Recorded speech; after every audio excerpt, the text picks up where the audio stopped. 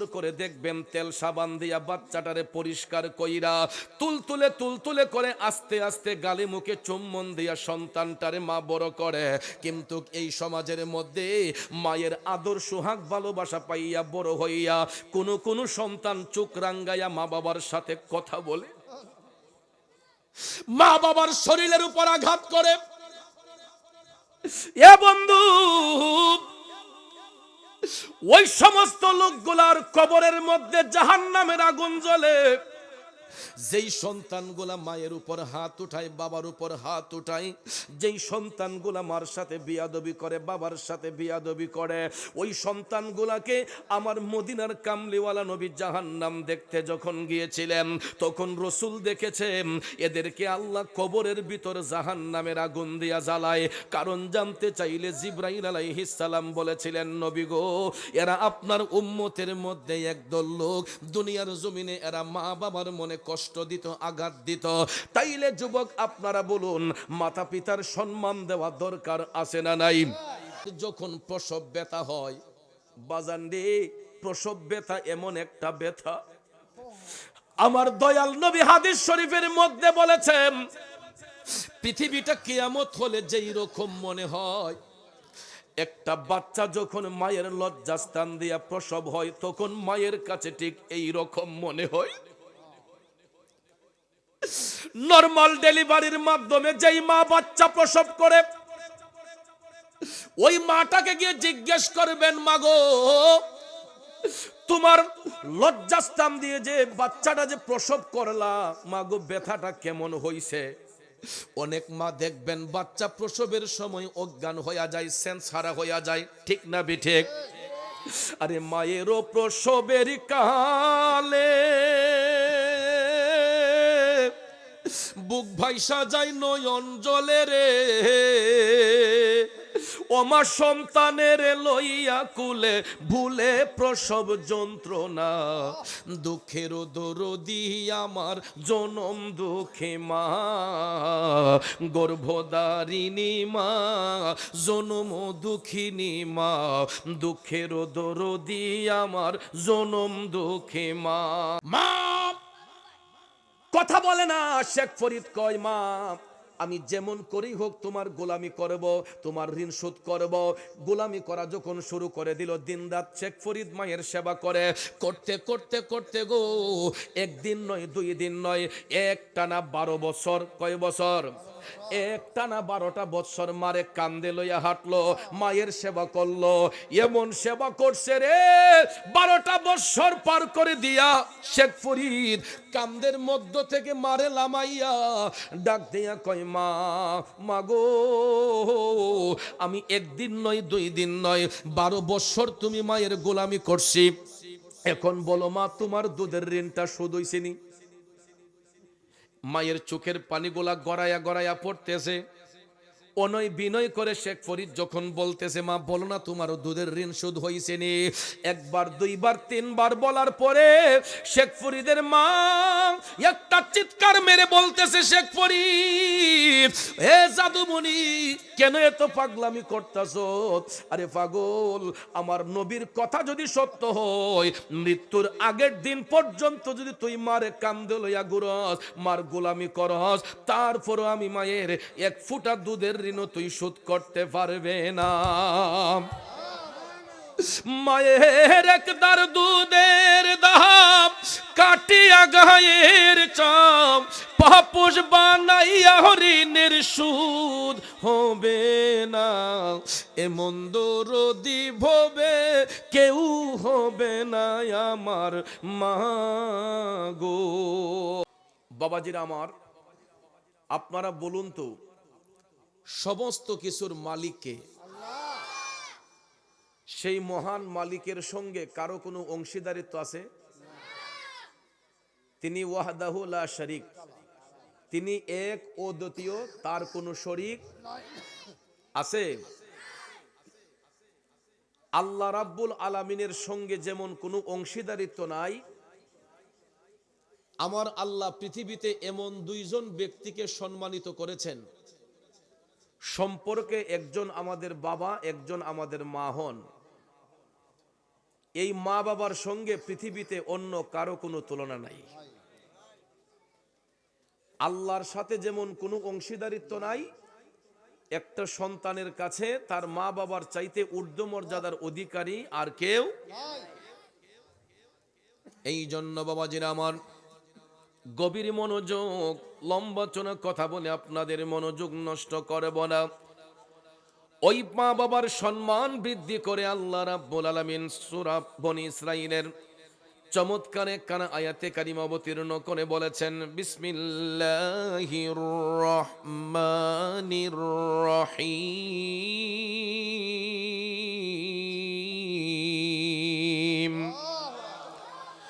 وَقَضَى رَبُّكَ أَلَّا تَعْبُدُوا إِلَّا إِيَّاهُ وَبِالْوَالِدَيْنِ إِحْسَانًا।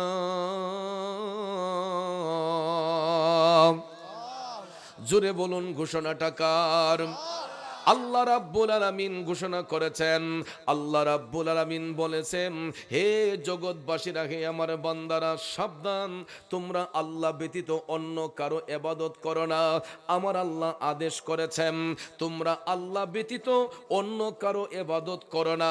সাথে সাথে আল্লাহ তাআলা বলেন, ওয়াবিল ওয়ালিদাইনি ইহসানা, পিতা এবং মাতার সহিত উত্তম ব্যবহার করো, ভালো ব্যবহার করো। জোরে বলুন ঘোষণা দিয়েছেন কে? আল্লাহর আদেশ মানা দরকার আছে না নাই? কথা বলেন আছে না নাই? কিন্তু লক্ষ্য করে দেখবেন, আল্লাহ আদেশ করেছেন মাতা পিতার খেদমতের জন্য, কিন্তু এই সমাজের মধ্যে দেখবেন কিছু কিছু সন্তান আছে যারা অহরহ বাবার মনে কষ্ট দেয়, অহরহ মায়ের মনে কষ্ট দেয়। এমন সন্তান পৃথিবীতে আছে না নাই? দেখেন আল্লাহ রাব্বুল আলামিন পরবর্তী আয়াতে কারিমায় এটাও বলে দিয়েছেন, يبلغن عندك الكبر أحدهما أو كلاهما فلا تقل لهما أف ولا تنحرهما وقل لهما قولا كريما।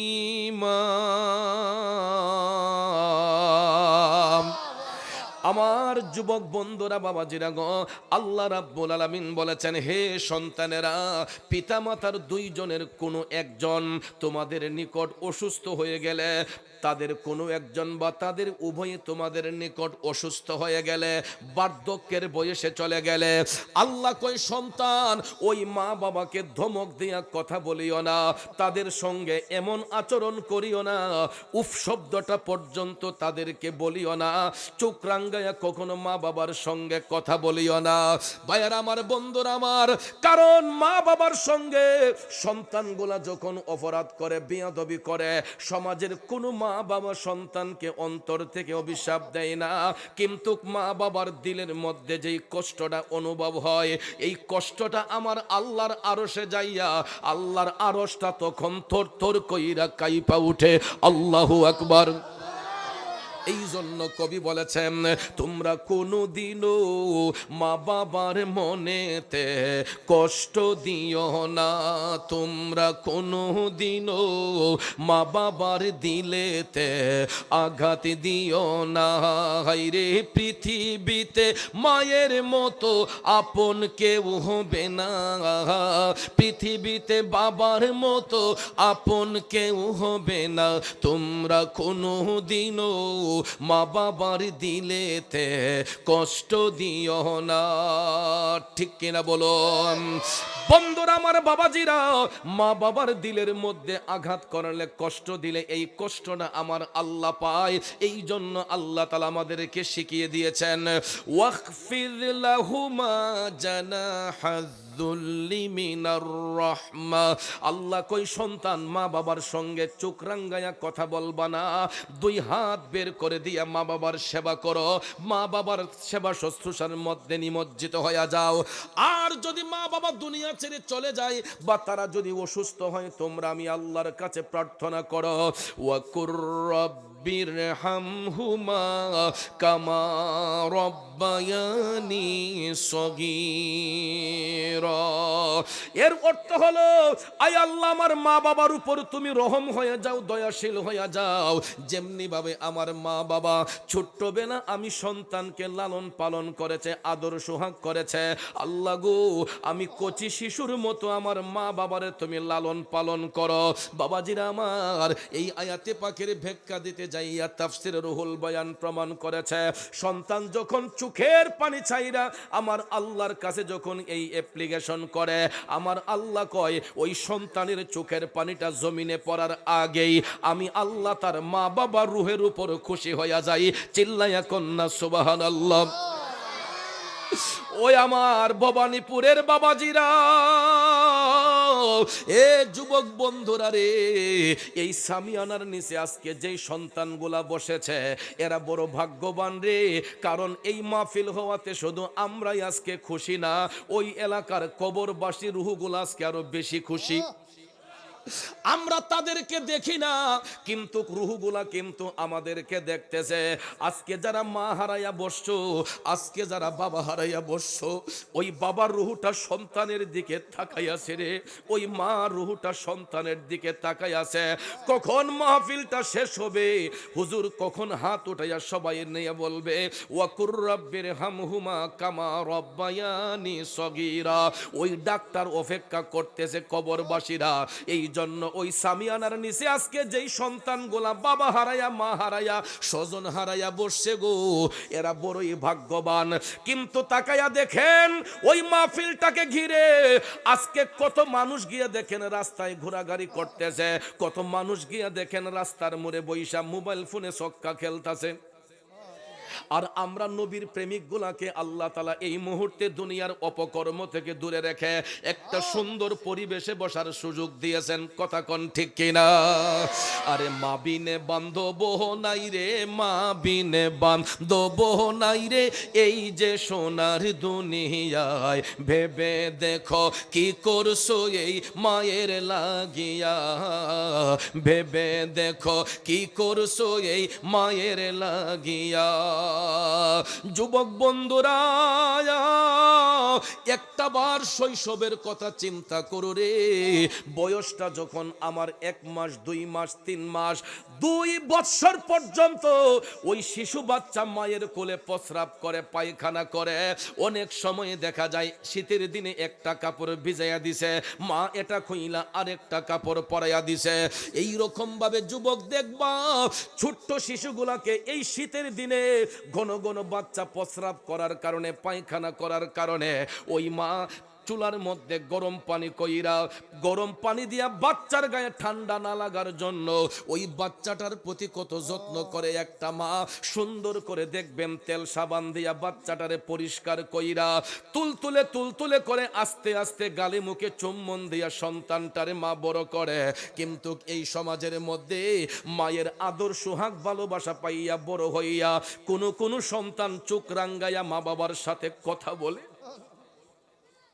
মা বাবার শরীরের উপর আঘাত করে। এ বন্ধু, ওই সমস্ত লোকগুলার কবরের মধ্যে জাহান্নামের আগুন জ্বলে। যেই সন্তানগুলা মায়ের উপর হাত উঠায়, বাবার উপর হাত উঠায়, যেই সন্তানগুলা মার সাথে বিয়াদবি করে, বাবার সাথে বিয়াদবি করে, ওই সন্তানগুলাকে আমার মদিনার কামলিওয়ালা নবী জাহান্নাম দেখতে যখন গিয়েছিলেন তখন রসুল দেখেছেন এদেরকে আল্লাহ কবরের ভিতর জাহান্নামের আগুন দিয়া জ্বালায়। কারণ জানতে চাইলে জিবরাইল আলাইহিস সালাম বলেছিলেন, নবী গো, এরা আপনার উম্মতের মধ্যে একদল লোক দুনিয়ার জমিনে এরা মা বাবার মনে কষ্ট দিত, আঘাত দিত। তাইলে যুবক আপনারা বলুন, মাতা পিতার সম্মান দেওয়া দরকার আছে না নাই? কথা কোন আছে না নাই? এবার দেখেন হাদিস শরীফের মধ্যে আমার দয়াল নবীজি কেমনে মা বাবাকে সম্মানিত করেছেন। আন আবি হুরায়রা রাদিয়াল্লাহু তাআলা আনহু জাআ রাজুলুন ইলা রাসূলুল্লাহি সাল্লাল্লাহু আলাইহি ওয়াসাল্লাম ফাকালা ইয়া রাসূলাল্লাহ সাল্লাল্লাহু আলাইহি ওয়াসাল্লাম মান আহাক্কু বিহুসনি সাহাবাতি ক্বালা উম্মুকা ক্বালা সুম্মা মান ক্বালা উম্মুকা ক্বালা সুম্মা মান ক্বালা উম্মুকা ক্বালা সুম্মা মান ক্বালা সুম্মা আবুকা মুত্তাফাকুন আলাইহি। চিৎকার মেরে কি সুবহানাল্লাহ বলবেন না? বুখারী এবং মুসলিম শরীফের হাদিস। হযরতে আবু হুরায়রা রাদিয়াল্লাহু তাআলা আনহু হাদিস খানা বর্ণনা করেছেন। তিনি বলতেছেন, আমার দয়াল নবীর একজন সাহাবী দয়াল নবীর কদম মুবারকে যাইয়া, নবীর কদমে 7 মাস 8 মাস যখন পার হইয়া যায়, বাচ্চা গর্ভে নিয়া অনেক মায়ের চেহারাটা মলিন হইয়া যায়, অনেক মায়ের হাতগুলা চিকন হইয়া যায়, পাওগুলা চিকন হইয়া যায়। আবার অনেক সময় দেখবেন 7 মাস 8 মাস যখন পার হইয়া যায়, মা দুঃখিনীর হাতে পায়ে মুখে পানি আইসা সারাটা শরীর ফুলিয়া যায়। ঠিক না বিঠিক? আমাদের মতো সন্তানদেরকে গর্ভে নিয়া মা ঠিক মতো বিছানার মধ্যে কাত হইয়া শুইতে পারে না। ডাইনে গেলে বাচ্চার গায়ে নাকি কষ্ট হয়, বামে গেলে বাচ্চা নাকি কষ্ট পায়। চিত হইয়া শুইলে মার মনে শান্তি হয় না। অনেক সময় দেখবেন প্রসব করার আগ মুহূর্তটায় 8 মাস 9 মাসের সময় অনেক মা আরাম করে বিছানায় শুইতে পারে না, কোনো কাজ করতে পারে না, নুইতে পারে না, কোনো জিনিস ধরতে পারে না। কারণ বাচ্চার গায়ে না জানি আঘাত লাগে, বাচ্চার না জানি নিমুন্না লেগে যায়, ঠান্ডা লেগে যায়। এই জন্য দেখবেন ওই মা বাচ্চাকে গর্ভে নেওয়ার পরে ঠিক মতো খায় না, ঠিক মতো ঘুমায় না।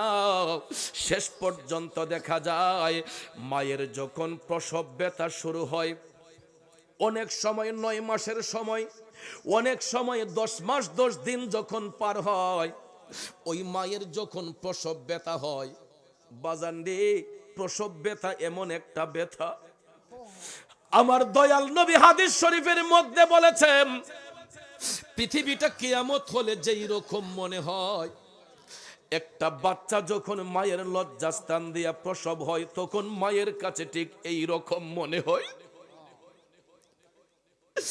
নরমাল ডেলিভারির মাধ্যমে যেই মা বাচ্চা প্রসব করে, ওই মাটাকে গিয়ে জিজ্ঞেস করবেন, মাগো তোমার লজ্জাস্থান দিয়ে যে বাচ্চাটা যে প্রসব করলা, মাগো ব্যথাটা কেমন হইছে? অনেক মা দেখবেন বাচ্চা প্রসবের সময় অজ্ঞান হইয়া যায়, সেন্স হারা হইয়া যায়। ঠিক না বিঠিক? আরে মায়েরও প্রসবের কালে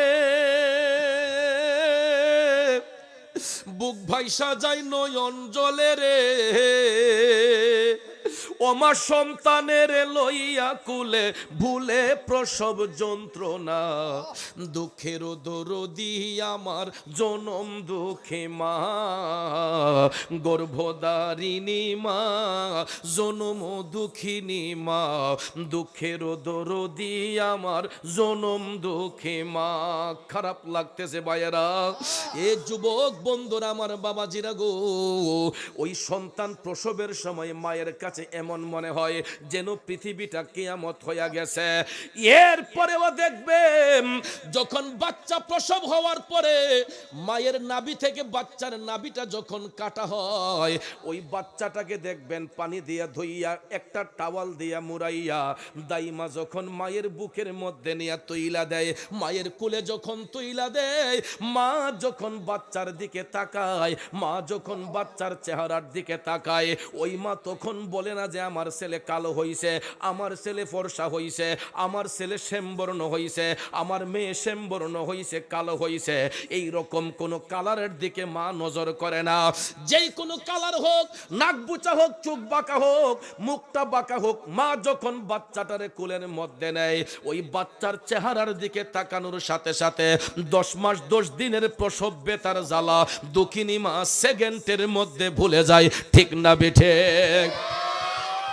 এই জন্য কবি বলেছেন, আমার মায়ের মতো আপনজন, মায়ের মতো আপনজন ত্রিভুবনে নাই, মায়ের কদমের নিচে জান্নাত দিলেন খোদায়ে, মায়ের কদমের নিচে জান্নাত দিলেন খোদায়ে। একটা জবানও বন্ধ রাখবেন না, চিৎকার মেরে বলুন আল্লাহু আকবার। জগতের বন্ধুরা রে,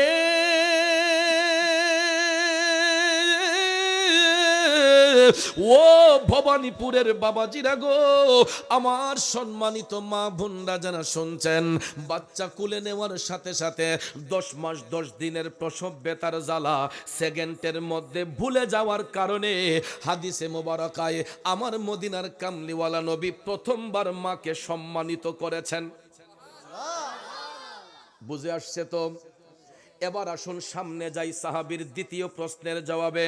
রাসূল আবারও বলেছিলেন, তোমার সবচেয়ে সৌজন্যমূলক আচরণ পাওয়ার অধিকারী মা, দ্বিতীয়বার কেন মাকে সম্মানিত করা হলো?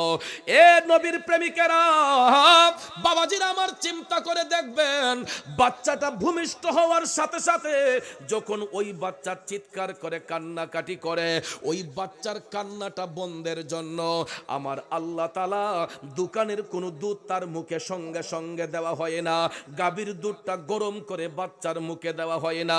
ওই বাচ্চার কান্না নিবারণের জন্য আমার আল্লাহ ওই বাচ্চার জন্য এমন একটা পুষ্টিকর খাবার, এমন একটা স্বাস্থ্যসম্মত খাবার আল্লাহ তাআলা তৈয়ার করে দেয়। বাচ্চা দুনিয়ায় ভূমিষ্ঠ হওয়ার সাথে সাথে আমার আল্লাহ ওই দুঃখিনী মায়ের 2টা স্তন খুলে দেয়। কথা কোন ঠিক কিনা?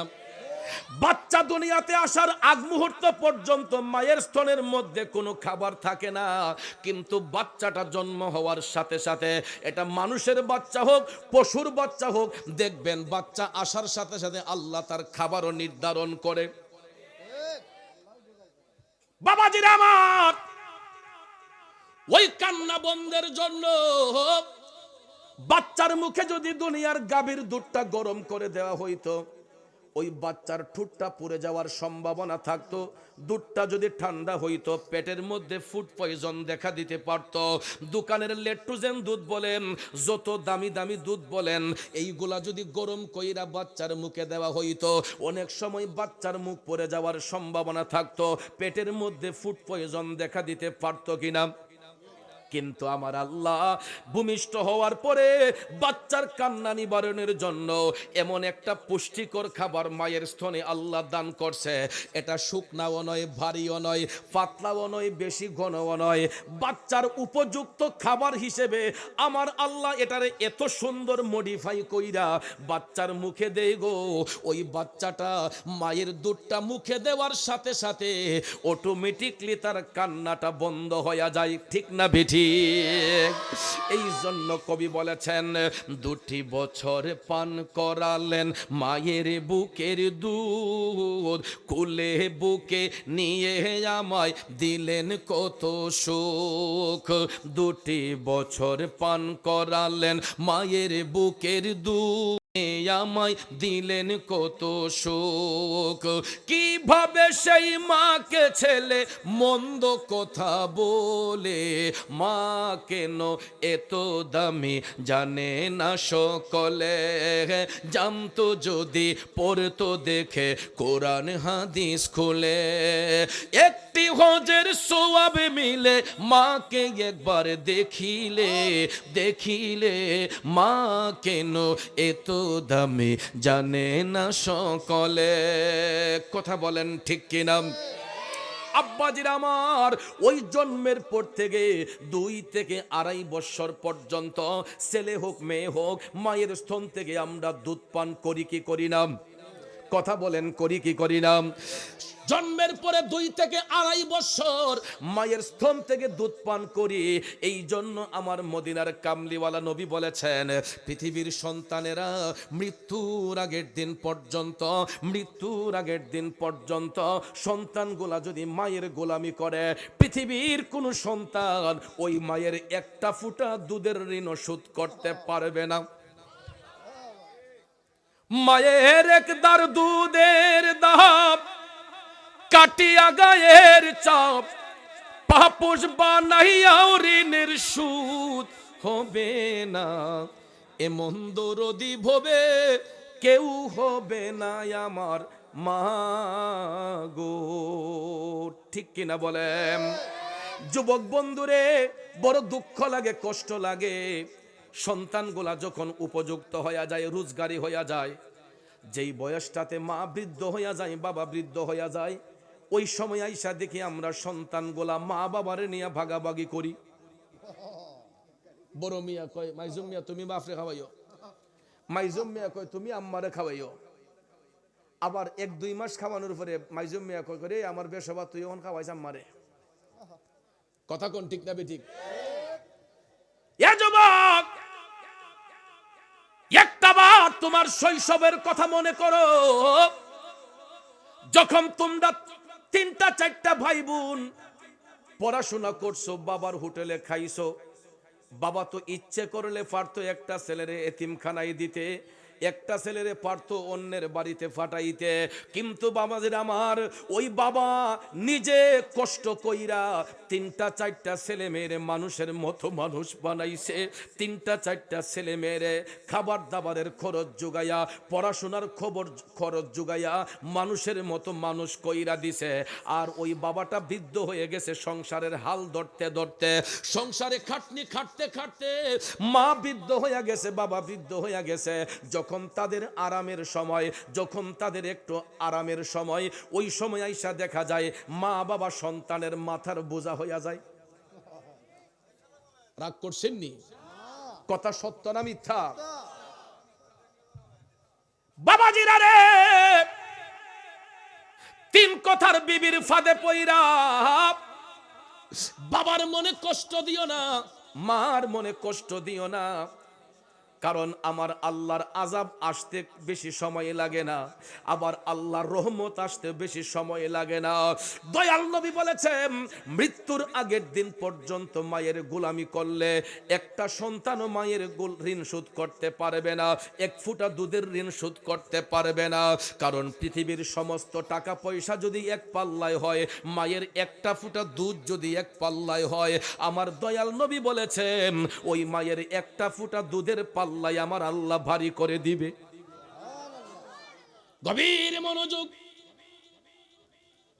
মায়ের দুধের ঋণ শোধ করার জন্য আল্লাহর একজন ওলি, যিনি অনেক চেষ্টা করেছিলেন ঋণ মুক্ত হওয়ার জন্য। আমরা পৃথিবীর সন্তানেরা সব ঋণ যদি পরিশোধ করতে পারি, একটা ঋণ কোনোদিন শোধ করা যায় না, এটা মায়ের ঋণ। ঠিক কিনা বলেন? আপনি আমার কাছে টাকা পাবেন, আমি আপনার কাছে ঋণদার। কথা কোন ঠিক কিনা? এটা দিতে হবে, এটা দিয়েও দেই। অনেক সময় দেখা যায় এরকম লেনদেন হলে এগুলা আপোষ হয়ে যায় বা সরি স্বীকার করলে মাফ হয়ে যায়, কিন্তু সন্তানগুলা একটা জায়গার মধ্যে চিরঋণী হয়ে থাকে। এটা হলো মায়ের আদালতে, যা পৃথিবীর সন্তানগুলা মৃত্যুর আগের দিন পর্যন্ত চেষ্টা করলেও পারবে না। যেমনটা পারেন নাই আল্লাহর ওলি হযরতে শেখ ফরিদ। শেখ ফরিদ রহমাতুল্লাহ আলাইহির জীবনীটা আমি পড়ে দেখলাম, তিনি এত বড় পাণ্ডিত্যের কোনো অধিকারী ছিলেন না। শেখ ফরিদ আল্লাহর ওলি, তিনি স্বাভাবিকভাবে জীবন কাটাইতেন, কিন্তু কোনোদিন কারো কাছে ঋণের মুখাপেক্ষী হতেন না। শেখ ফরিদ কোনোদিন কারো নিকট ঋণের মুখাপেক্ষী হতেন না। তিনি একজন ব্যবসায়ী মানুষ ছিলেন। সারাদিন ব্যবসা বাণিজ্য কইরা রাতের বেলা ঘরে আইসা শেখ ফরিদ চিন্তা করতেন, দেখি তো আমার কাছে কারো কোনো ঋণ আছে কিনা, আমার কাছে কারো কোনো ঋণ আছে কিনা। শেখ ফরিদ চিন্তা কইরা দেখে জানা মতে পৃথিবীর কোনো ব্যক্তি তার কাছে কোনো দেনা পাওনা নাই, জানা মতো তিনি সবার ঋণ পরিশোধ করে দেন। এই রকম ভাবে বাবাজিরা আমার প্রতিটা রাত শেখ ফরিদ রাতের বেলা শুবার ঘরে যাইয়া চিন্তা করতেন, দেখি তো আমি কারো কাছে কোনো ঋণগ্রস্ত আছে কিনা। অনেক চিন্তা ভাবনা কইরা শেখ ফরিদ ব্যর্থ হইয়া যাইতেন, জানা মতো কোনো ঋণ নাই। প্রতিদিনের নিয়ায় ভাবতে ভাবতে ভাবতে গো আল্লাহর বলি শেখ ফরিদ রাতের বেলা শুইয়া চিন্তা করতেছেন, দুনিয়ার কোনো মানুষের কাছে আমার লেনা দেনা না থাকলেও আমি তো একটা জায়গার মধ্যে ঋণী হয়ে আছি, আমি তো আমার মায়ের কাছে ঋণী। কারণ ছোট্টবেলায় আমি আমার মায়ের স্তন থেকে দুধ পান করেছি, ছোট্টবেলায় আমি আমার মায়ের স্তন থেকে দুধ পান করেছি, আমি তো আমার মায়ের কাছে ঋণী। আমার মায়ের দুধের ঋণ আমাকে শোধ করতে হবে। এই জন্য শেখ ফরিদ এটা ভাবতে ভাবতে সারাটা রাত তিনি বিছানার মধ্যে ঘুমান নাই, ছটফট করতেছে।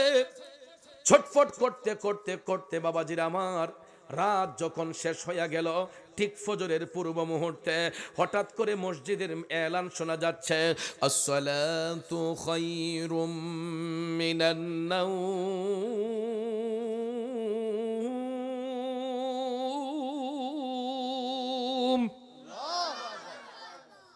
কথাটার মধ্যে মজা আছে না নাই? এই কথার দ্বারা কি মুয়াজ্জিন সাহেব কাউরে গালি দিছে, বকা দিছে? চিকন গলায় বলুক, মোটা গলায় বলুক, যেই কোনো সুরেই বলুক না কেন, মুয়াজ্জিন সাহেব ফজরের টাইমে বলে আসসালাতু খায়রুম মিনান নাওম, ঘুম থেকে নামাজ ভালো, ঘুম থেকে নামাজ ভালো। ঠিক কিনা কোন? কিন্তু দুঃখ লাগে ওই জায়গায়, আমাদের দেশের মধ্যে এখন কিছু কিছু মানুষ কয় না আমাদের ঘুমটাই ভালো। ঠিক নেই? আমাদের দেশের মধ্যে কিছু কিছু মানুষ বলে ঘুমটাই ভালো। কেন জানেননি? বাবাজিরা আমার, আমার আল্লাহ 24 ঘন্টা দিয়েছেন দিন রাতে, 12 ঘন্টা দিন 12 ঘন্টা রাত। দিন আমার আল্লাহ দিয়েছে রিজিকের তালাশ করার জন্য, রাত আমার আল্লাহ দিয়েছে আরামের জন্য। ঠিক কিনা? দিন আল্লাহ দিয়েছে রিজিকের তালাশ করার জন্য, রাত আমার আল্লাহ দিয়েছে আরামের জন্য। কিন্তু দেখা যায় আমরা এখন দিনের বেলা ফাহাশাই কাজের মধ্যে ব্যস্ত হই, এদিক সেদিক ঘোরাফেরা করে, বাবার হোটেলের মধ্যে খাইয়া কত যুবক যুবতী দেখবেন হাতের মধ্যে এই অ্যান্ড্রয়েড মোবাইল ফোন আছে না নাই? বাবারে যে লম্বা মুনাজাত, এই মুনাজাত যে 11টার পরে শুরু হয়, এটা শেষ হইতে হইতে ফজরের আগ টাইমে। কথা কোন ঠিক না ঠিক? এই যে মুনাজাত, মোবাইল মুনাজাত, সারাটা রাত ইডারে টিপতে আছে। কথা কোন ঠিক? দুইটা আঙ্গুল একবারে সুইরা থাকা, চোখটি গড়তে ঢুইকা জায়গা, এরপর এটা তুইতো না। ঠিক না ঠিক? আর সারা রাত সজাগ থাকতে পারে। যখন মুয়াজ্জিন সাহেব বলে আসসালাতু খায়রুম মিনান নাওম, ঘুম থেকে নামাজ ভালো, তখন দেখবেন এই বেটার হাতের থেকে মোবাইলটা অটোমেটিক ফিরে যাবে। তখন দেখবেন এমন একটা মজার ঘুম লাগে। ঠিক না ঠিক? ওরে কেমন করে ঘুমাও তুমি, কেমন করে ঘুমাও তুমি, ফজর করে কাজা, এমনও তো হতে পারে জোহরে জানাজা, এমনও তো হতে পারে জোহরে জানাজা। যুবক রে, তোমরা হয়তো ভাবতে পারো যে আমি নিজের কাঁধে বাবার লাশটা কবরে শোয়াইব। এ যুবক, এই ধারণাটা একেবারে ভুল। কারণ সন্তানের কাঁধেই শুধু পিতার লাশ বহন করা হয় না, পৃথিবীতে এমন কিছু মুহূর্ত আসে রে, অনেক সময় দেখা যায় পিতার কাঁধেও সন্তানের লাশ বহন করতে হয়। ঠিক না? শুধু সন্তানের কাঁধের মধ্যেই পিতার লাশ বহন হয় না, এমন কিছু কিছু সময় আছে, কিছু কিছু মুহূর্ত আসে, দেখা যায় পিতার কাঁধেও সন্তানের লাশ বহন করতে হয়। কাইন্দা ফানা হয়ে গেছে আব্বা, এবার গৃহস্থিতে আড়াইয়া দানটা বেচছে, আমার হুন্ডাটা কিনা দন লাগবো। বাপ বিদেশ গেছে, কইছে আব্বা প্রথম মাসের বেতনটা পাই আমার মোটর সাইকেল কিনা দন লাগবো। আসেনি? তারপরে আপনারা দেখবেন মোটর সাইকেলও বইল তো একজন মন্ত্রী মিনিস্টার। কথা কোন ঠিক না ঠিক? আমার মনে হয় বিমানও তো স্পিডে চলে না। আর বয়সটাও আনুমানিক 15, 16, 17 এরকম 20-এর ভিতরে, 15 থেকে 20-এর ভিতরে এই বয়সটির। বাবারে বাবারে, আমার মনে হয় পিকআপ যত কান আছে, রাস্তার মাঝে যে কতলা মুর আছে, সামনে কোনো গাড়ি আসতেছে কিনা, পিছন থেকে কিছু আসতেছে কিনা, ইটা গোনার টাইমের আর নাই। ঠিক না ঠিক? হঠাৎ করে দেখা যায় আব্বা আম্মা আমি ভৈরব থেকে আসতেছি, ভবানীপুর থেকে নতুন মোটর সাইকেলটা নিয়ে বাবার কাছে বলছে আমি ভৈরব থেকে আসতেছি। ভৈরবের কথা বইলা দেখা যায় যাইতে যাইতে নরসিংদী চইলা গেছে। ঠিক নিও? আসার সময় দেখা যায় এমন কিছু মুহূর্ত আছে রে বাজান, গাড়ি তো শুধু একটা চলে না, শত শত গাড়ি রোডের মধ্যে চলাফেরা করে। ঠিক নিও? কিছু কিছু ডিস্ট্রিক্ট গাড়ি আছে, এগুলা দেখবেন আইনা ফাললে উপরে তুলে দেয়, ঠিক না ঠিক? কিছু কিছু বড় বড় বাস আছে, আমরা যে প্রাইভেট কার চালাই মাঝে মাঝে এই প্লাস্টিক, আমরা বলি প্লাস্টিক, অথচ এই প্লাস্টিকের ভিতরে যে 2-4টা মানুষ আছে এটা গনার টাইম হেরান নাই। এই জন্য আমি প্রায় সময় ওয়াজ মাহফিলও বলি বড় গাড়ির চালক ভাইদেরকে যে আমরা ছোটরাও একটু হিসাব টিসাব কইরেন। আর মোটর সাইকেলও যারা চলে এরাও মনে করে যে আমি একলাই শিখিয়েছে, আমার তো মনে মনে আমি প্রধানমন্ত্রী হই। হঠাৎ করে দেখা যায় ওভার স্পিড মোটর সাইকেল দেওয়ার কারণে এগুলা গাড়ি যদি ফাস্ট দিতে দেরি হয় টান্ডা দিয়ে গিয়ে গাড়ি ফিরে এসে কয় ছাড় দিস না করে, আর উল্টা জারি দেয়। একটু শিখা শরীরে শক্তি বেশি যুবক, আর একটু শিখা তার শরীরে রক্ত গরম, আর একটু শিখা উন্ডাত বসছে, ঠিক না ঠিক? হঠাৎ করে দেখা যায় ভবানীপুর থেকে ভৈরব যাইতে কত অনেকগুলা আঁকা বাঁকা আছে, ওভার স্পিড দেওয়ার কারণে সামন থেকে একটা গাড়ি আইসা হালকা করে যখন পাতলা বাড়ি মারছে, দেখা যায় মোটর সাইকেলের চাক্কাটা 2-3টা উলট পালট খায়া রোডের লামায় চলে গেছে। বাবাজিরা রে, চাক্কা এক জায়গায়, তার বডি এক জায়গায়, পাউটা উইরা গেছে আর এক জায়গায়। কয়েকজন ভদ্রলোক পাশ থেকে আইসা টাইনা তুলতে তুলতে দেখা যায় ডেড বডি হয়ে গেছে। পকেটে হাত দিয়া মানি ব্যাগটা পাইছে, মানি ব্যাগটা পাইয়া ওই ঠিকানা মতো বাড়িতে ফোন দিছে, কোথায় আপনি? অমুক কি আপনার ছেলে? জি। কয় অমুক জায়গা থেকে আপনার বাচ্চার লাশটা আইসা রিসিভ কইরা নেন। দইরা দেখবেন বাবা পাগলের মতো যায়, লাশের কাছে গিয়া বইসা মাথায় থাপাইয়া কয় আয় হাই রে কি করলাম রে, মোটর সাইকেল তো কিন্না দিলাম না, এটা জম কিন্না দিছি, ওইটা কাল দি কিন্না দিছি। ভাই সন্তানের লাশটা বাবা কান্দা কান্দা বাড়িতে আনছে। এখন আপনারা বলুন, সন্তানের কাঁধে কি বাবার লাশ নাকি পিতার কাঁধে সন্তানের লাশ? পিতার কাঁধে সন্তানের লাশ। এই জন্য যুবক বাহাদুরি কইরো না, সলচাতুরি কইরো না, শক্তি দেখাইও না। এই শক্তি একদিন চুরমার হয়ে যাবে। মা বাবার মনে কষ্ট দিও না, তাদের দিলে আঘাত দিও না, কারণ একটা সংসারকে চালাইতে গিয়া বাবাটা দিনকে দিন বলে না, রাতকে রাত বলে না, এত পরিশ্রম করে গো। ওই বাবার হোটেলে খাইয়া বাবারে থ্রেট দিও না, বাবারে কষ্ট দিও না। আর আমি যেটা বলেছিলাম ফজরের টাইমে মুয়াজ্জিন সাহেব বলছে আসসালাতু খায়রুম মিনান নাওম, ঘুম থেকে নামাজ ভালো, ঘুম থেকে নামাজ ভালো।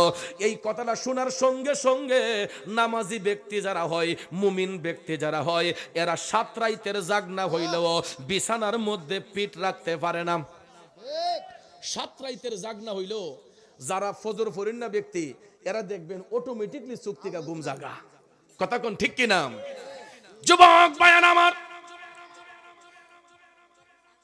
শেখ ফরিদের মা আজানের ধ্বনি শোনার সঙ্গে সঙ্গে তিনি জাগ্রত হয়ে গেলেন ফজরের নামাজ পড়ার জন্য। শেখ ফরিদ সারা রাত ঘুমাইতে পারে নাই, সারাটা রাত তিনি ঘুমাতে পারে নাই, চোখগুলা আগুনের মতো লাল। হঠাৎ করে দেখা যায় ফজরের নামাজ পড়ে, শিশির ভেজা সকাল বেলা মা দুঃখিনী ফজরের নামাজ পড়ে কোরআন তেলাওয়াত করতেছেন। কি করতেছেন? এখন কি কোরআন তেলাওয়াত আছে? আমরাও যখন ছোটবেলা আসলাম, এটা আজ থেকে প্রায় 25-30 বছর আগের কথা বলতেছি, 25-30 বছর আগেও দেখছি, আমরা যখন ছোট ছিলাম, এদের বয়সে ছিলাম, 25-30 বছর আগেও দেখছি সকালবেলা মক্তব থেকে বাইরেছি, এমন সময় দেখছি লাম্বা বাড়ির উঠানে আমার বাপ চাচারা উঠানে চাটি বিছাইয়া তারা ফজরের নামাজ পড়া সব বাইরা মিল্লা বইয়া কোরআন শরীফ তেলাওয়াত করছে। আমার মা চাচিরা ফজরের নামাজ পড়া দেখছি তারা কোরআন শরীফ তেলাওয়াত কইরা ঘর বাড়ি ঝাড়ু দিয়া বিসমিল্লাহ কইয়া চুলায় আগুন দিছে। কথা বলেন, এখন তো লাকড়ির চুলাও না, তখন তো লাকড়ির চুলা আছিল, আর এখন ঘরে ঘরে এলপি গ্যাস। আর গ্যাসও এমন গ্যাস, আগে তো মেস টুকা দিয়া গ্যাস জ্বালানি লাগতো, এখন মেসও লাগে না চেয়ারম্যান সাহেব, এটা টিপ দিলেই ফাল দাগুন উঠে জায়গা। কথা কোন ঠিক না ঠিক? ওটু চুলা টিপটা মার লই ফাল দাগুন উঠে জায়গা। কের হাত দোয়া, কের ফাও দোয়া, চোখ কষ লইয়া সারা রাত টেলিভিশন দেখা মোবাইল টোবাইল টিপা 9টা 10টা বাজে, এমন সময় চোখ কষলে গিয়ে আগে টিপ মারছে। এখন খাবার খাইয়া বাইসাবে কইতা কিতা রানছে কুস্তা মজা না, শ্বশুরে কইতাছি যে কিতা রানছে কুস্তা মজা না। তো মজার কাম করছি না আমরা, মজার কাম করলে না মজা লাগতো। খাবারের একটা তরতিব আছে মিয়া, কথা কোন ঠিক কিনা? খাবার খালি মহিলারা রানলেই হইতো না, ওই মহিলা দেখতে হবে তার আমলি কিনা, নামাজি কিনা, তার মধ্যে পবিত্রতা আছে কিনা। কারণ রান্নার মধ্যে, রান্না ও খাবারটাই আল্লাহর নিয়ামত। আর তুহুরু শাত্রুল ইমান, পবিত্রতা হইছে ইমানের অঙ্গ। চুলায় যাওয়ার আগেও উজু করে যাইতে হবে। তাইলে একটা পবিত্র অবস্থায় একজন মা বোন যখন চুলার মধ্যে রান্না করবে বিসমিল্লাহ শহীদ, দেখবেন এটা শুটকির ভর্তা হইলো, এটা খাইতে অমৃত লাগবে। কথা কোন ঠিক কিনা? এই জন্য ভাইয়ার আমার, বেনামাজির হাতের খাবার মজা থাকে না, বেনামাজির হাতের কোনো জিনিসের মধ্যে বরকত থাকে না, বেনামাজির ঘরের মধ্যে আল্লাহর রহমত থাকে না। এই জন্য যুবক ভাইয়ারা শুনো রে, আল্লাহর ওলি শেখ ফরিদের মা তিনি ফজরের নামাজ পড়লেন, ফজরের নামাজ পড়া মা দুঃখিনী কোরআন শরীফ তেলাওয়াত করতেছে। এমন সময় দেখা যায় আল্লাহর ওলি শেখ ফরিদ মায়ের পিছনের মধ্যে গিয়া দাঁড়াইলেন। তা মায়ের পিছনের মধ্যে গিয়া দাঁড়াইলেন শেখ ফরিদ, মায়ের পিছনের মধ্যে দাঁড়াইয়া ভাইয়ার আমার, হঠাৎ করে মা যখন বুঝতে পারলেন পিছনে কেউ দাঁড়াই আছে, শেখ ফরিদ ডাক দিয়া কয় আম্মা গো, ওগো মা, আমি তোমার কাছে একটা দাবি নিয়ে আসছি গো। সন্তানের চেহারার দিকে মা তাকাইয়া দেখতাছে, চোখ দুইটা আগুনের মতো লাল। দুঃখিনী মা ডাক দিয়া কয় শেখ ফরিদ, কিরে শেখ ফরিদ, এখনো কি তুমি ঘুমাও নাই? আল্লাহর ওলি শেখ ফরিদ কয় মা গো, ঘুমাইতে পারি নাই।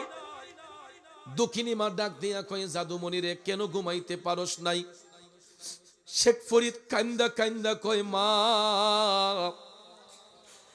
আমি তোমার গর্বের সন্তান, তোমার দোয়ার বরকতে গো মা, আমি যে যাবত পর্যন্ত ব্যবসা বাণিজ্য করতেছি মা, আমার জানা মতো কারো কাছে কোনো লেনা দেনা নাই, আমি সবার পাওনা দাওনা জানা মতো পরিশোধ করছি গো মা, তবে আমার জানা মতো একটা ঋণ বাকি আছে গো মা। দরদি মা ডাক দিয়া কই কিরে শেখ ফরিদ, আমার কাছে আবার তোর ঋণ কিসের? শেখ ফরিদ চোখের পানি সাইরা কান্দা কয় মাগো, আমি তো তখন শিশু ছিলাম, আমি অবুঝ ছিলাম, তখন তো আমি বুঝতাম না। আমি জন্মের পরে তোমার স্তন থেকে আমি দুধ পান করছি গো মা, তুমি তো 2 থেকে 2.5 বছর আমারে দুধ পান করাইছো মা।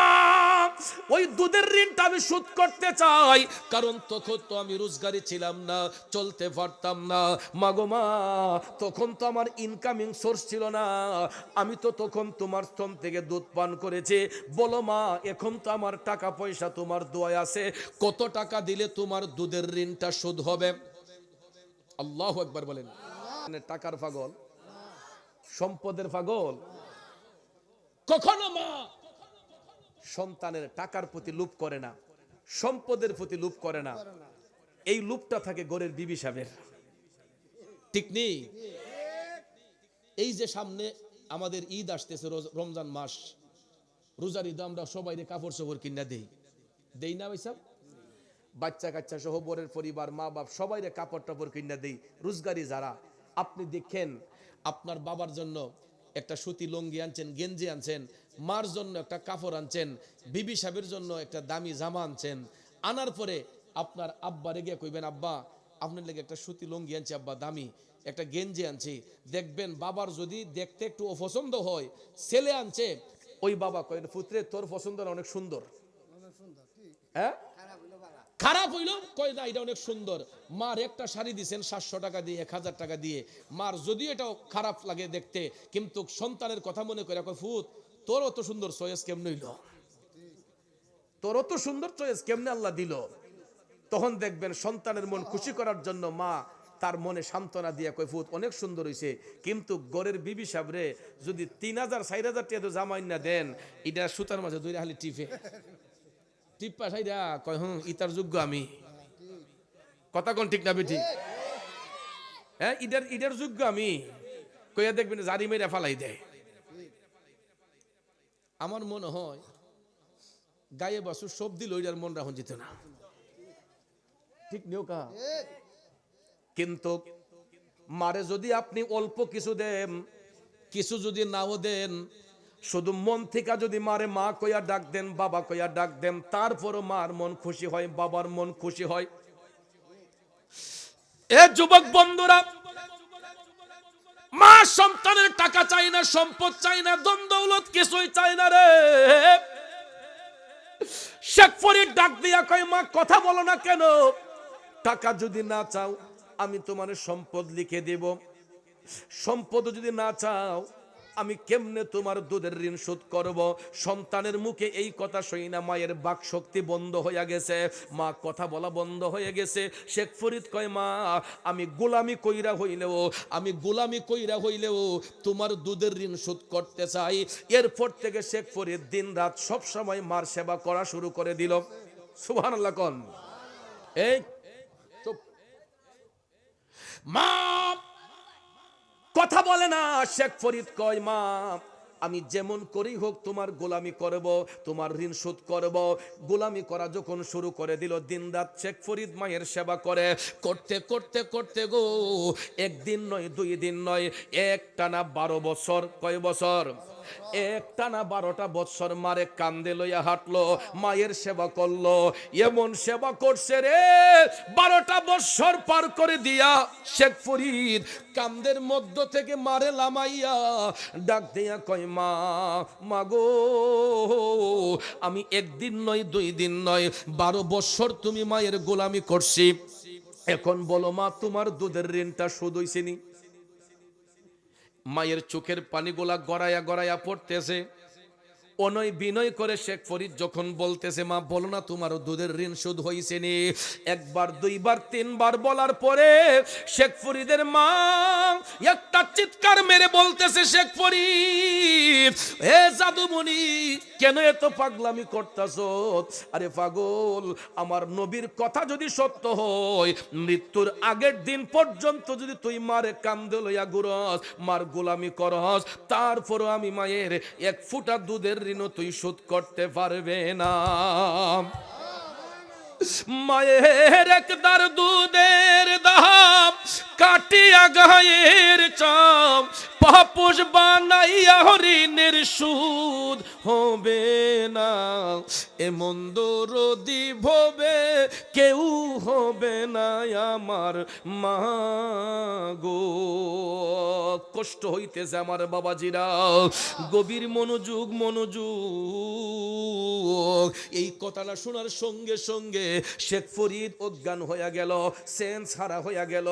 শেখ ফরিদ অজ্ঞান হইয়া হঠাৎ করে তার যখন ভারসাম্য ফিরে আসলো, সেন্স ফিরে আসলো, আল্লাহর ওলি শেখ ফরিদ কয়, আমি 12 বছর গোলামি কইরাও মায়ের 1 ফোঁটা দুধের ঋণ যদি শোধ করতে পারলাম না, আমি মৃত্যুর আগের দিন পর্যন্ত মায়ের গোলামি করলে ওই মায়ের দুধের ঋণ শোধ হবে না। এখন থেকে আমি আর কোনোদিন মার মনে কষ্ট দেব না, আর কোনোদিন মার এই প্রশ্ন করব না। এই কথা বইলা শেখ ফরিদ মায়ের গোলামি করা শুরু করে দিলেন, মায়ের সেবা করা শুরু করে দিলেন। করতে করতে করতে গো, হঠাৎ একদিন নামাজের মুসল্লায় বৈশা তাহাজ্জুদের নামাজ পইরা, ফজরের নামাজ পইরা শেখ ফরিদের মা আমার আল্লাহর হাত তুইল্লা বলতেছেন, আল্লাহ ও আমার মাবুদ গো, আমার শেখ ফরিদ রে তুমি ওলি বানাইয়া দাও। আরো জোরে কন্যা সুবহানাল্লাহ। একটা কথা শুনে রাখো যুবক, আমার মদিনার কামলিওয়ালা নবী বলেছেন, পৃথিবীর সমস্ত মানুষের মুনাজাত যদি এক পাল্লায় হয়, সন্তানের জন্য দুরুদি মায়ের একটা মুনাজাত যদি এক পাল্লায় হয়, আমার দয়াল নবী বলেছেন ওই মায়ের একটা মুনাজাতের পাল্লাই বাড়ি হইয়া যায়। পাগলামি সব জায়গায় না, মার সাথে পাগলামি করতে নাই, বাবার সাথে বেয়াদবি করতে নাই। দেখতেছেন আপনার বাবার চেহারাটা কালো, দেখতেছেন আপনার মার চেহারাটা কালো, কিন্তু যুবক শুনো, কালো হোক ফর্সা হোক, আমার রসুল বলেছেন কোন সন্তান যদি মোহব্বতের নজরে একবার শুধু তার মার চেহারার দিকে মায়ার নজরে চায়, আমার আল্লাহ ওই সন্তানের আমলে একটা কবুল হজের সওয়াব লিখে দেয়। বাজান, হজ করতে বর্তমানে কত টাকা লাগে জানেননি? কমপক্ষে কি 3 লাখ বেটা, বড় হজ করতে কমপক্ষে এখন 6 থেকে 7 লক্ষ টাকা লাগে মিনিমাম। তাহলে যারা বড় হজের নিয়ত করে 2 বছর আগে নিবন্ধন করতে হয়, 3 বছর আগে নিবন্ধন করতে হয়। নিবন্ধন করার পরে এরপরে যদি সিরিয়াল ভাবে যায় অনেক সময় 2-4 বছর চলে যায়। আবার অনেকে সিরিয়াল ভাঙ্গা গেলে এই বিভিন্ন কোম্পানির সাথে হাত করলে দেখা যায় বছরে যাইতে পারে। আমি ধরলাম আপনি নিবন্ধন করে এই বছরই লগে লগে গেলেন, আপনি 6 লাখ 7 লাখ টাকা খরচ কইরা মক্কা শরীফ মদিনা শরীফ গইরা হজ কইরা আবার দেশে আসলেন। আইসা বাংলাদেশে আইসা হাজি রুমাল লাগাইয়া জুব্বা কুর্তা লাগাইয়া শাস্টলো বইয়া কোন যাবেন যে আমার হজটা কবুল হইছে? না হ্যাঁ, না না, আমি হাজি আমার হজ কবুল হয়ে গেছে গা, এই গ্যারান্টি দিতে পারবো কেউ? না। আমার নবী একটা গ্যারান্টি দিয়েছেন। আমার নবী গ্যারান্টি দিয়েছেন, সন্তান যদি মার চেহারার দিকে মায়ার নজরে মোহব্বতের নজরে চায়, আমার আল্লাহ ওই সন্তানের আমলে একটা কবুল হজের সওয়াব দান করে। আল্লাহু আকবার কোন। কেমন চেয়ারম্যান পাইছিল? আমি বহুত জায়গায় চেয়ারম্যান দেখছি 5 মিনিট গিয়া বইয়া খালি ফিস মারে, কয় আমি জায়গার সময় নেই, টাইম নাই। আর এমন চেয়ারম্যান পাইছেন আগের বক্তার ওয়াজও পুরাটা বইয়া শুনছে, আমি গুনাহগার ওয়াজ করতেছি, একবার বিরক্তি ভাব দেখলাম না। আলহামদুলিল্লাহ কইতেন না? এটাই জ্ঞানীদের বৈশিষ্ট্য, জ্ঞানী লোকদের বৈশিষ্ট্য। নামের পরে আমি দেখছি বিএসসি, মারহাবা কইতেন না? এই জন্যই যোগ্য ব্যক্তির দরকার। যোগ্য ব্যক্তিকে যোগ্যতার আসনে বসাইলে এটার মর্যাদা বোঝা যায়। আর অযোগ্য ব্যক্তিরে যখন যোগ্যতার আসনে দিবেন তখন দেখবেন হে যোগ্যতার মর্ম বুঝবে না, খালি গড়ি চাইব। কেমনে যাইতো গা? কিছু কিছু মাহফিলে বসলে মাইকে ফু দিলে কওয়া যায় এটা বরকত আছে না নাই। আর কিছু কিছু মাহফিলে বইলেই ফু দিলেই বোঝা যায় যে এই মাহফিলটা আসলে রহমত মাহফিল, বরকতময় মাহফিল। কেন? কারণ যারা আয়োজন করে তার মন যদি সুন্দর হয়, আর যারা ওয়াজ করতে আসে সহি নিয়তে তাদের কথাও সুন্দর হয়, শ্রোতা যারা আসে শোনার জন্য এদেরও মনটা পবিত্র থাকে, তাইলে এখানে বরকত হয়। ঠিক না? ঠিক। আল্লাহ চেয়ারম্যান সাহেবের হায়াতে বরকত দান করুক, আমিন কইতেন না? আরো জোরে কোন আমিন। যেই কথাটা বলতে চেয়েছিলাম ভাইয়ার, আমার নবী একটা গ্যারান্টি দিয়েছেন। এরপর আমার ভাই সাহেবের অনেক কাজ থাকতে পারে, ব্যস্ততা থাকতে পারে, কারণ যিনি উনি একটা ইউনিয়নের অভিভাবক, উনার অনেক ব্যস্ততা থাকতে পারে। আমার কথায় আবার আপনি বৈশা থাকার দরকার নাই। যদি আপনার ইনকেস প্রয়োজন থাকে, আপনার যখন মর্জি আপনি তখনই যাইতে পারেন, আমরা আপনার সসম্মানে বিদায় দেব, ঠিক না? আবার তো এই কথা কই হুজুর আমার ফেসো বলাই দিছে। আলহামদুলিল্লাহ কোন। একটু দুরূদ শরীফ পড়েন, আল্লাহুম্মা সাল্লি সাইয়্যিদিনা মুহাম্মাদ, আল্লাহুম্মা সাল্লি আলা মুহাম্মাদ নবী শাফি মাওলানা মাহাদ নবিয়ানা মাওলানা মুহাম্মদ, আল্লাহুম্মা সাল্লি মাশাআল্লাহ মুহাম্মদ নবিয়ানা শাফি মুহাম্মদ। আমার বাবাজিরা বন্ধুরা, বলতেছিলাম কি, সন্তান যদি মার চেহারার দিকে মহব্বতের নজরে তাকায়, আমার মদিনার কামলিওয়ালা নবী বলেছেন আল্লাহ রাব্বুল আলামিন ওই সন্তানের আমলে একটা কবুল হজের সওয়াব দান করে। বাজান রে, এই ঘোষণা দয়াল নবী দেবার পরে নবীর একজন সাহাবী প্রশ্ন করলেন, নবী গো, আমি যদি আমার মার চেহারার দিকে দৈনিক 10 বার তাকাই, আমার রাসূল বললেন উম্মত 10টা কবুল হজের সওয়াব। সাহাবী ডাক দিয়া কয় নবী গো আমি যদি দৈনিক 100 বার আমার মার চেহারার দিকে তাকাই, আমার নবী বললেন 100টা কবুল হজের সওয়াব। সাহাবী আবার বললেন নবী গো আমি যদি তার চাইতে আরো বেশি তাকাই, আমার দয়াল নবী ডাক দিয়া কয় উম্মত তুমি যত হাজার বার যত কোটি বার তোমার মায়ের চেহারার দিকে মোহব্বতের নজরে তাকাইবা, আমার আল্লাহ তত হাজার কবুল হজের সওয়াব তুমি সন্তানের আমলের মধ্যে লিখে দিবে। চিল্লায়া কি সুবহানাল্লাহ বলবেন না? ওরে মা ডাকটি কত মধুর জানে যে সবাই, মায়ের একটু আদরেতে কি যে শান্তি পাই রে, কি যে শান্তি পাই। কবুল হজের সওয়াব হয়, কবুল হজের সওয়াব হয় দেখলে মায়ের চেহারায়, মায়ের কদমের নিচে জান্নাত দিলেন খোদায়, মায়ের কদমের নিচে জান্নাত দিলেন খোদায়। আমার মায়ের মতো আপন জন, মায়ের মতো আপন জন ত্রিভুবনে নাই, মায়ের কদমের নিচে জান্নাত দিলেন খোদায়। খারাপ লাগতেছে আমার বাবাজিরাম? তাইলে বলুন মার সেবা করলে আল্লাহর ওলি হওয়া যায় কি যায় না? বেলায়েতের দরজা সবার জন্য উন্মুক্ত। যদি আমরা মায়ের গোলামি সঠিকভাবে করতে পারি, ইসলামের রূপরেখা সঠিকভাবে মান্না চলতে পারি, তাইলে আল্লাহ রাব্বুল আলামিন আমাকে আপনাকে বান্দা থেকে বন্ধু বানাইতে পারে কি পারে না? আল্লাহর ওলি হতে চাই কি চাই না? মার সেবা ছাড়া কখনো ওলি হওয়া যায় না। বড় পীর আব্দুল কাদের জিলানী আল গিলানী আল বাগদাদি জীবনী পড়ে দেখেন মায়ের সেবা করে আল্লাহর ওলি। সানজানি আজমিরি খাজা মঈনুদ্দিন চিশতির জীবনী পড়ে দেখেন মার সেবা করে আল্লাহর ওলি। যত বুজুর্গানে কেরাম এই পৃথিবীর মধ্যে হয়ে গেছেন এবং হইতেছেন, যাইয়া দেখেন মার গোলামি কইরা হইতেছেন। ঠিক না বেঠিক? পায়ে ধরে বলবো যেই ঘরে মা আছে এই ঘরে আল্লাহর জান্নাত আছে, যেই ঘরে বাবা আছে এই ঘরে আল্লাহর রহমত আছে। ঠিক কিনা কোন?